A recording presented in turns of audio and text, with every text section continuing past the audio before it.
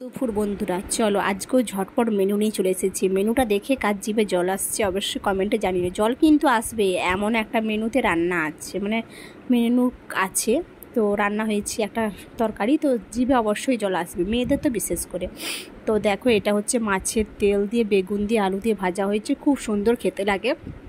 যারা তিতা খেতে পারো না, এইভাবে মাছের তেলকে ভেজে খেয়েও খুব সুন্দর লাগবে। যদি রেসিপিটা জানতে চাও অবশ্যই কমেন্ট করো, কোনো দিনও ভিডিওর মধ্যে শেয়ার করে দেবো।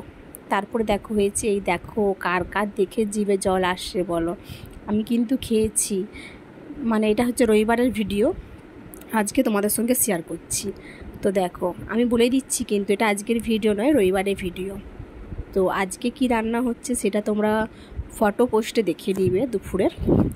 দেখো টক হয়েছে, আর এই যে মাছের, এটা এই ভাতটা বাড়ছিলাম অয়নের জন্য বাড়ছিলাম। তো ওই দেখো, ওকে পেটি খাওয়াই, বিশেষ করে পেটি লেজা যাই হোক ওকে খাবিয়ে দিই। দুটো ভাত খাবিয়ে দিলে কি হয়, দুটো ভাত খায়, আর মানে খেতে খায়, না হলে নিজে একা খেলে এক দু খাবল খাবে, উঠে চলে যাবে, এটাই।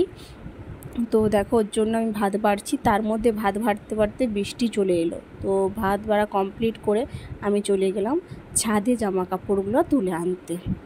আর এটাই আজকের মেনু হয়েছে, আমরা চাটনি আর বেগুন ভাজা, বেগুন মাছের তেল দিয়ে, আর হয়েছে মাছের ঝোল, আর এটা হচ্ছে উচ্ছে ভাজা, আর এমনি বেগুন ভাজা, এই যে ডাল, ধুমের ডাল।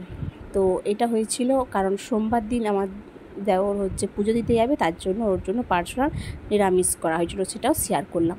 তো থালাটা কেমন লাগছে জানিয়ে আর কমেন্টে, আর ভালো থেকো, সুস্থ থেকো, নতুন ভিডিও দেখার জন্য পাশে থেকো।